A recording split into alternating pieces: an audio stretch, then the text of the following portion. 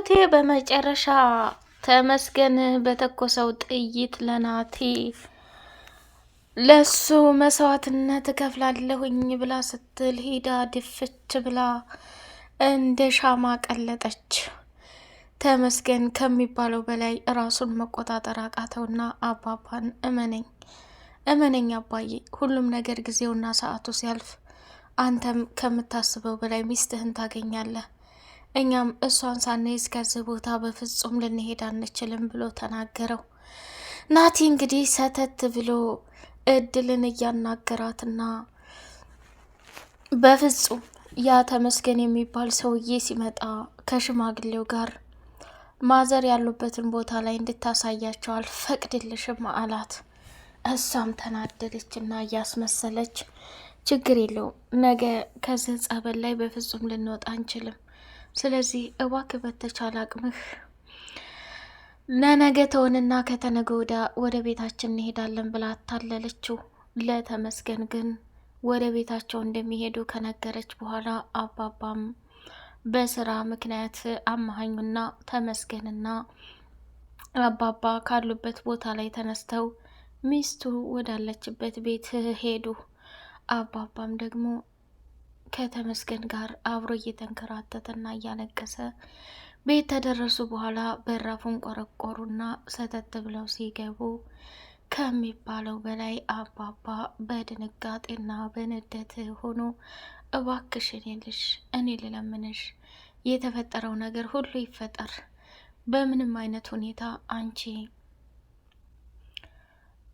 ሚስቴን እንዳላይ እንዳታግዥኝ እያለ መለመን ጀመር። አባዬ ተረጋጋ፣ ሁሉንም ተነጋግረን መተናል። ከኛ በላይ እኮ ለማዬ እድል ታስፈልጋታለች። ስለዚህ ትዕግስት አድርግ አባዬ። ይህን ያክል አመት ሳናያት ኖረናል አይደለ?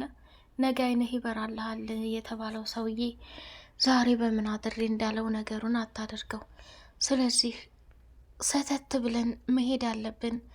ቀጥታ ለነገ መንጣት ካለብን ወደ ቤታችን እንሄድ፣ ችግር ባንፈጠር በጣም ደስ ይለኛል ብሎ አባባን መነጋገርና ማረጋጋት ጀመር። ትሁቴ የናቲን ክፋትና ተንኮል እንዲሁም ደግሞ እያስመሰለ የጎዳትና የአባባን ሚስት እንዳትገኝ ከባድ ጥረት እያደረገ መሆኑን ስታውቅ ውስጧ ተረበሽ እና ቆይ ይሄ ሰው ምን እያደረገ ነው?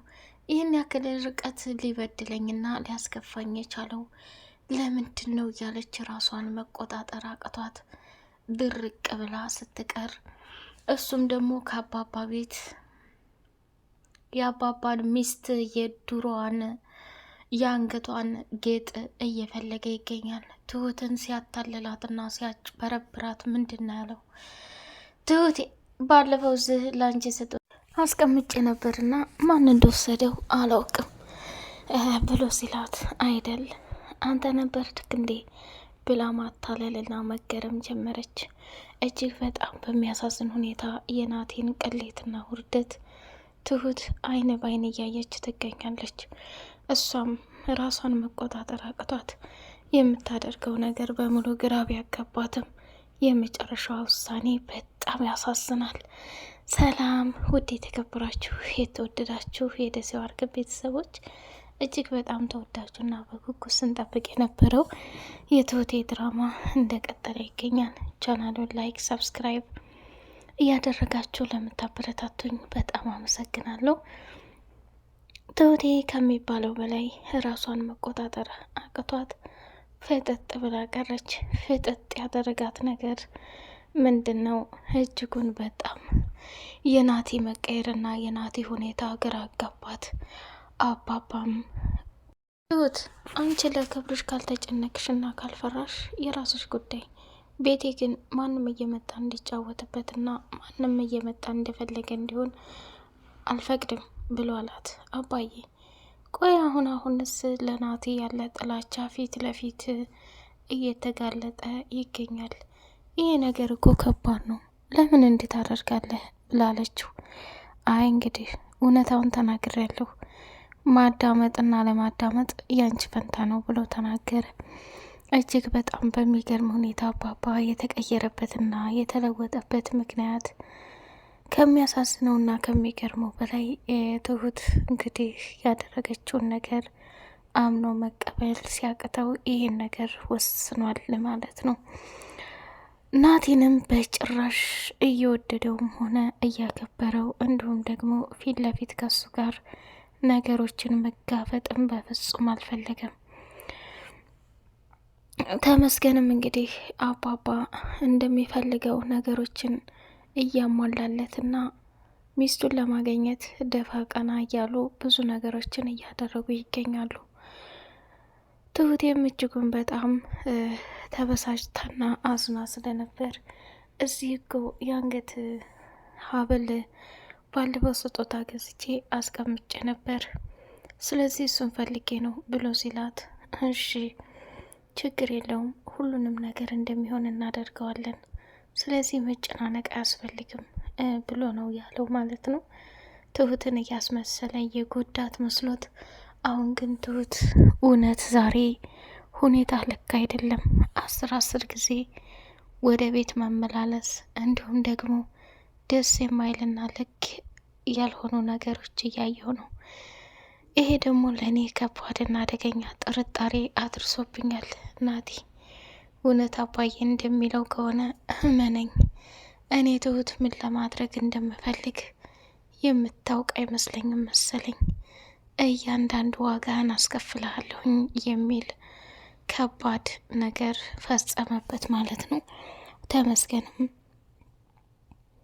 አባባን ሰተት ብሎ ይዞ ሄደና እዛ የተፈጠረውንና እየሆነ ያለውን ነገር በሙሉ ታሳየው። በኋላ ሚስቱን በጉጉት እየጠበቀ ሳለ እንግዲህ እሷም በሚያሳዝን ሁኔታ ስም አባዬ፣ እኔ አንተን ምንም ችግር ማድረስም ሆነ ማድረግም አልፈልግም።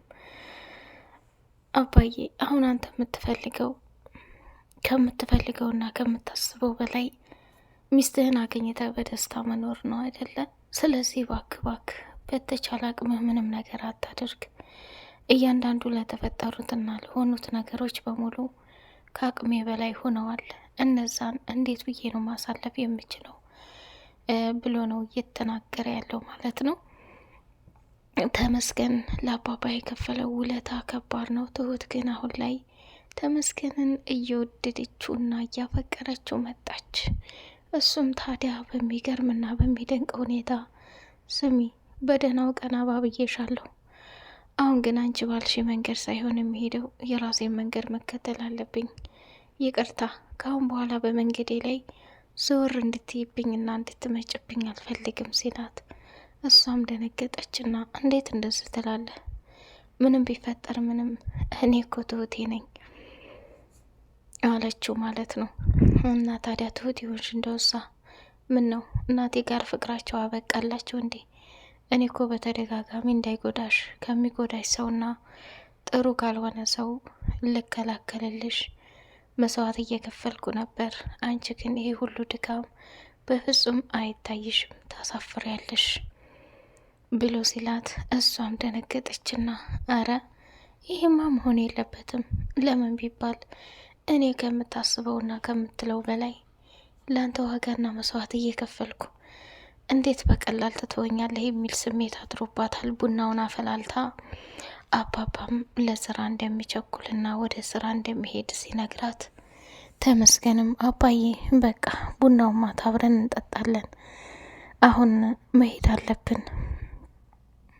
የተፈጠረው ቢፈጠርም እኔ ከዚህ በላይ እዚህ መቆየት አልችልም አለ። የኔ ልጅ ተው እንጂ የማይሆን ነገር አታድርግ፣ ምንድን ተፈጥሮ ነው እንደዚህ የምትሆነው ብሎ ሲለው፣ አባዬ እውነቱን ለመናገር ሰሞኑን ስራ በዝቶብኛል፣ ማታ ላይ ቁጭ ስንል ሁሉንም ነገር የምናወራ ይሆናል ብሎ አለው። እሺ በቃ እንደዛ ከሆነ አንተም መልካም ቀን፣ እኔም ስራዬን ሰራርቼ እመጣለሁኝ ብሎ አለው። ተያይዘው የሄዱት የአባባ ሚስት ወዳለችበት ቦታና አካባቢ ነበር።